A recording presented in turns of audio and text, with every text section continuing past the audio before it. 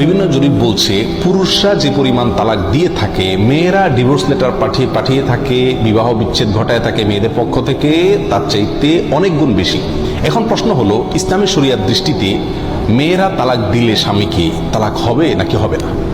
এই প্রশ্ন উত্তর হলো, তালাক মূলত স্বামী দিবে স্ত্রীকে, এটা হলো মূল বিধান।